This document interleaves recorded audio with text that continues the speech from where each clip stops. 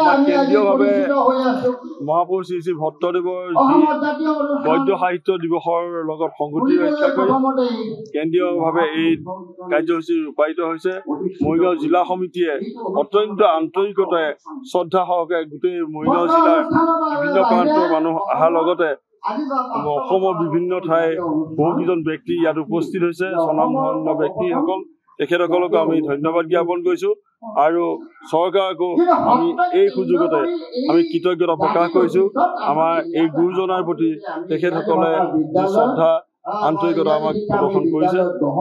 ইয়াৰ লগতে আমাৰ অসমৰ বিভিন্ন জিলা সমিতিয়ে নিজাববীয়াকৈ উদ্যোগ লৈ যে এই ভট্টদেৱৰ মহাপুৰুষ শ্ৰী শ্ৰী ভট্টদেৱৰ এই দিনটো গদ্য সাহিত্য দিৱস হিচাপে উদযাপন কৰি আহিছে আৰু সকলোৱে সহযোগিতাৰ বাবে আশা কৰিছোঁ আৰু আগন্তুক দিনত এই অসমীয়া ভাষা সাহিত্যৰ আগবঢ়াই নিয়া মাননীয় মহাপুৰুষ শ্ৰী শ্ৰী ভট্টদেৱৰ এই কাৰ্যসূচী বা তেখেতৰ সৃষ্টিৰাজি অসম তথা ভাৰত বিশ্ববাসীয়ে সন্মান জনায় তাৰ বাবে মই শ্ৰদ্ধা সহকাৰে সকলোকে আহ্বান জনাইছোঁ আৰু আন্তৰিকতা প্ৰকাশ কৰিছোঁ, কৃতজ্ঞতা জ্ঞাপন কৰিছোঁ। মহাপুৰুষ শ্ৰী শ্ৰী ভট্টদেৱৰ আজি ৩৮৬ সংখ্যক তিৰুভাৱ তিথি বা মৃত্যু তিথি। এই মহান পুৰুষগৰাকীৰ আমাক এতিয়াও অসমীয়া জাতিটোৱে মহাপুৰুষ বুলি ক'বলৈ টান পোৱা হৈ থকাটো অতি পৰিতাপৰ কথা। মহাপুৰুষ শ্ৰীমৎ দেৱদামোদৰ দেৱৰ প্ৰিয় শিষ্য আৰু তেখেতে নিজে গুৰু আসনত বহি তেখেতে পাটবাউসী সত্ৰৰ দ্বিতীয়গৰাকী সত্ৰাধিকাৰ হিচাপে সত্ৰ পৰিচালনা কৰিছিল আৰু শৰণ ভজন গোটেই দিছিল। আৰু যিগৰাকী ব্যক্তিয়ে তেখেতে গুৰু শ্ৰীমৎ দেৱদামোদৰৰ আদেশ মতে অসমত অসমীয়া ভাষাত গদ্য সাহিত্যৰ সৃষ্টি কৰি কথা ভাগৱত, কথা গীতা, কথা ভক্তি ৰত্নাৱলী আদি গদ্য বা কথাত ৰচনা কৰিছিল আৰু যি পুথিসমূহ সেই সময়ত ভাৰতবৰ্ষতো দূৰৰ কথা প্ৰায় দক্ষিণ পূব এছিয়াত তেতিয়ালৈকে কোনো গদ্য সাহিত্যৰ সৃষ্টি হোৱা নাছিল বা কথা সাহিত্যৰ সৃষ্টি হোৱা নাছিল। অৰ্থাৎ সন্মুখত তেওঁ ল'বলৈ কোনো আৰ্হি নোহোৱাকৈ একমাত্ৰ গুৰুৰ আদেশ শিৰোগত কৰি তেখেতে কথা সাহিত্যৰ সৃষ্টি কৰিছিল। সেইগৰাকী ব্যক্তিক আমি সন্মান জনাবলৈ তেখেতৰ মৃত্যু তিথিত আমি গদ্য সাহিত্য দিৱস হিচাপে উদযাপন কৰি আহিছোঁ। অতি দুখৰ কথা, চৰকাৰীভাৱেও ভট্টদেৱৰ জন্ম মৃত্যু তিথিত কোনো বিজ্ঞাপন প্ৰচাৰ কৰা হোৱা নাছিল।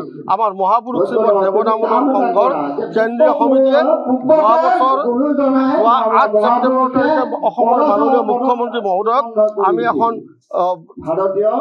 তেখেতক আমি এখন আবেদন কৰিছিলোঁ আৰু সেই আবেদন মৰ্মে যোৱা ৯ ডিচেম্বৰ তাৰিখে হৈ যোৱা ভট্টদেৱৰ জন্ম জয়ন্তীত চৰকাৰীভাৱে বিজ্ঞাপন প্ৰকাশ কৰিছে আৰু আজিও চৰকাৰীভাৱে বিজ্ঞাপন প্ৰকাশ কৰা হৈছে।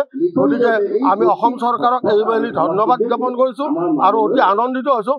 অসম চৰকাৰৰ মুখ্যমন্ত্ৰী প্ৰমুখ্যে বহুকেইজন ব্যক্তি মানে মন্ত্ৰী বিধায়কে ভট্টদেৱৰ জন্ম জয়ন্তী আৰু তিৰুভাৱ তিথিটো শুভেচ্ছা বাৰ্তা দিছে। গতিকে মই ভৱিষ্যতে এই ভাৰতবৰ্ষৰ গদ্য সাহিত্যৰ জনক হিচাপে স্বীকৃতি আদায় কৰিবলৈ মহাপুৰুষ শ্ৰীমৎ দেৱদামোদৰ দেৱৰ প্ৰিয় শিষ্য ভট্টদেৱক ভাৰত চৰকাৰ তথা অসম চৰকাৰৰ জৰিয়তে দাবী উত্থাপন কৰিবলৈ মই আহ্বান জনাইছোঁ আৰু অসম সাহিত্য সভা, অসমৰ জাতীয় সংগঠনসমূহ, যিবিলাক আমাৰ অসমৰ জাতীয় সংগঠন আছে, সদৌ অসম ছাত্ৰ সন্থা, জাতীয়তাবাদী যুৱ ছাত্ৰ পৰিষদকে আদি কৰি সকলো অনুষ্ঠানকে মহাপুৰুষ ভট্টদেৱ যে ভাৰতীয় আঞ্চলিক ভাষাৰ গদ্য সাহিত্যৰ জনক এই কথা প্ৰতিষ্ঠা কৰিবলৈকে আমি আহ্বান জনাইছোঁ। আৰু সেয়ে আজি ৪ বছৰ ধৰি এই তিথিত আমি গদ্য সাহিত্য দিৱস হিচাপে উদযাপন কৰি আহিছোঁ। এই সংবাদটো যাতে অসমৰ জনসাধাৰণেও জানে আৰু আজি সন্ধিয়া প্ৰতি ঘৰ অসমীয়াকে একোচিকৈ বন্তি প্ৰজ্বলনেৰে পদূলিত একোচিকৈ বন্তি প্ৰজ্বলনেৰে ভট্টদেৱৰ প্ৰতি শ্ৰদ্ধা নিবেদন কৰিবলৈ আহ্বান জনাইছোঁ। যিকোনো খবৰৰ বাবে যোগাযোগ কৰক 7099017330 লগতে 7099017110 নম্বৰত।